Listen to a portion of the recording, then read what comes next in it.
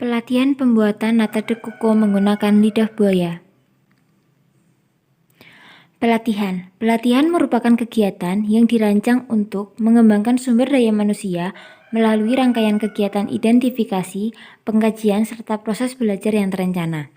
Hal ini dilakukan melalui upaya untuk membantu mengembangkan kemampuan yang diperlakukan agar dapat melaksanakan tugas baik sekarang maupun di masa yang akan datang. Ini berarti bahwa pelatihan dapat dijadikan sebagai sarana yang berfungsi untuk memperbaiki masalah kinerja organisasi seperti efektivitas, efisiensi, dan produktivitas. Selanjutnya adalah nata de coco. Istilah nata berasal dari bahasa Spanyol yang artinya terapung. Hal ini sesuai dengan sifatnya, yaitu sejak diamati dari proses awal terbentuknya, nata merupakan suatu lapisan tipis yang terapung pada permukaan yang semakin lama akan semakin tebal. Saputra 2009. Jenis makanan ini mirip dengan kolang kaling. Biasanya nata de coco digunakan sebagai makanan penutup. Makanan ini juga dapat digunakan sebagai manisan, pengisi es krim, yogurt, jelly, dan agar-agar. Biasanya berwarna putih hingga bening karena terbuat dari fermentasi air kelapa. Pada mulanya dibuat di Filipina yang merupakan bangsa koloni Spanyol. Manfaat dari nata de coco.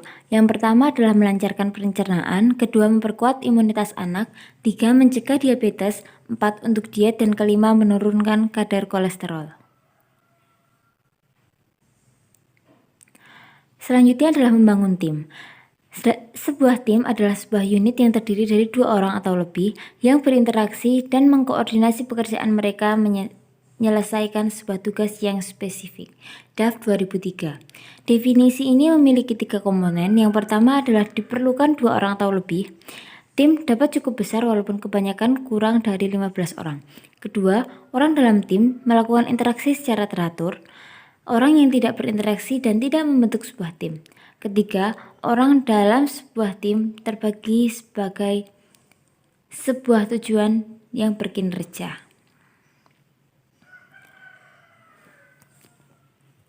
Sebuah tim harus memiliki yang pertama adalah seorang pemimpin atau ketua, yaitu seorang pemikir yang disiplin yang bertugas mengorganisir dan mengkoordinir tim, memelihara keseimbangan usaha dan menjadi titik tumpu tim dalam menjaga posisi mereka. Kedua, pembentuk, yaitu orang yang memiliki kemampuan untuk memberikan dinamika dan pengarahan kepada tim, menyediakan motivasi dan kreativitas. Ketiga adalah pemikir, yaitu dia yang dapat menyediakan gagasan bagi kemajuan sebuah tim.